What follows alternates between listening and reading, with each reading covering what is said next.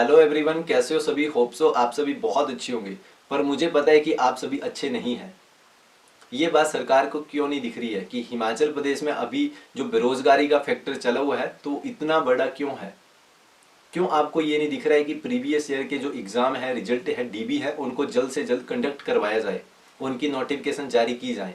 आपने एक मंथ का टाइम मांगा था, आपने एक मंथ में एक ही नोटिफिकेशन जारी की है, वो भी एचआरटीसी की। उसका भी सिलेबस अभी अता पता नहीं है कि किस तरह का सिलेबस होगा, कितने मार्क्स का एग्जाम कंडक्ट होगा।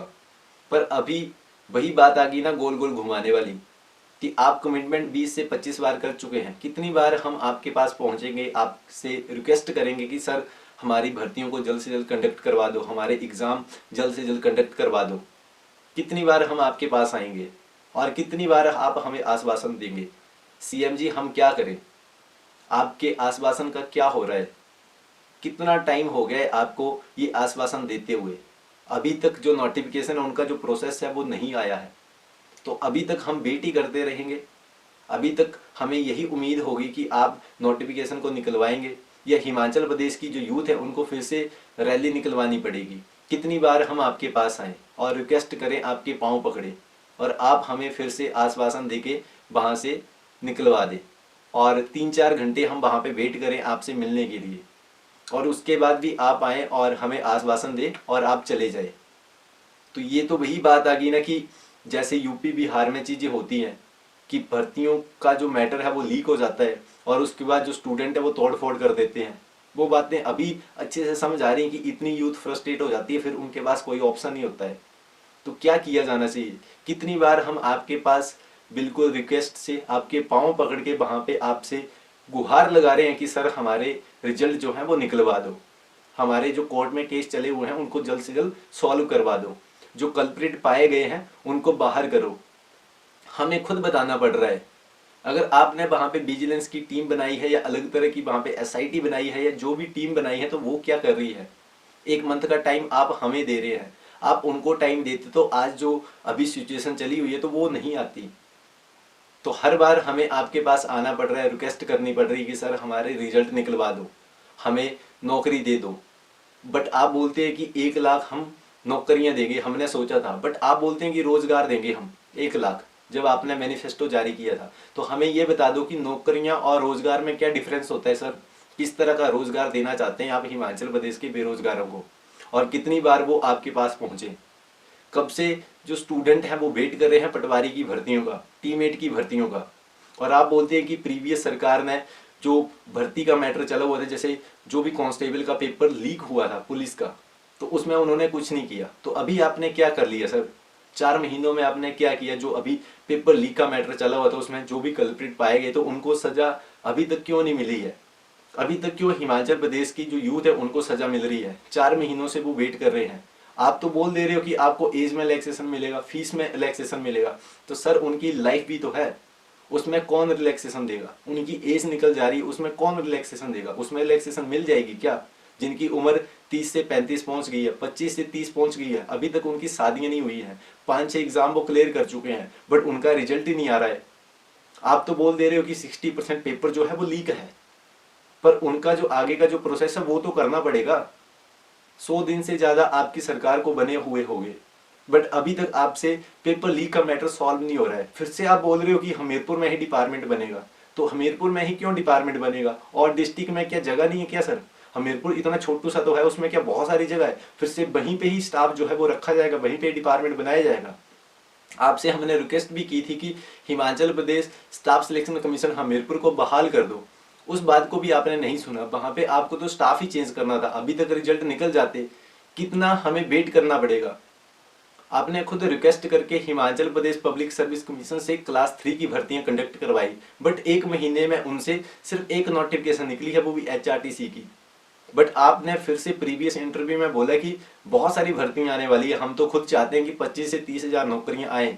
बट वो सर कब आएंगी, उनका आंसर कौन देगा।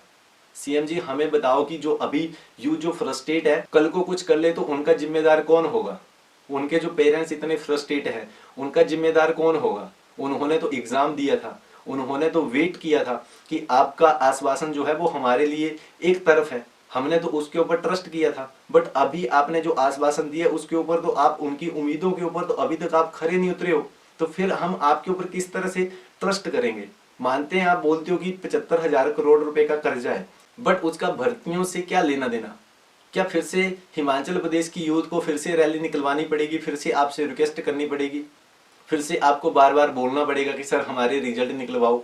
तो आपको क्या लगता है कि हम जिस तरह से कायदे से आपके पास पहुंच रहे हैं, आपसे रिक्वेस्ट कर रहे हैं, तो हर बार यूथ वैसे ही आएगी क्या सर?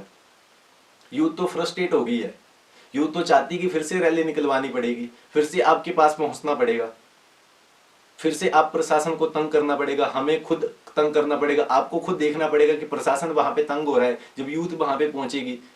तो बहुत सारी चीजें हैं, बट आपको ये बातें क्यों नहीं दिख रही हैं? यहाँ पे कांग्रेस या बीजेपी की बात नहीं हो रही है, जो सत्ता में बैठा है उनसे बात हो रही है। तो यहाँ पे हम किसी के भक्त नहीं है कि हम बीजेपी कांग्रेस करेंगे, बट आप कर रहे हैं, तो उनका आंसर कौन देगा सर? 1 महीना निकल गया फिर से, पर यूथ क्या करे? यूथ तो फ्रस्ट्रेट हो गई है, फंस गई है बुरे हाल से।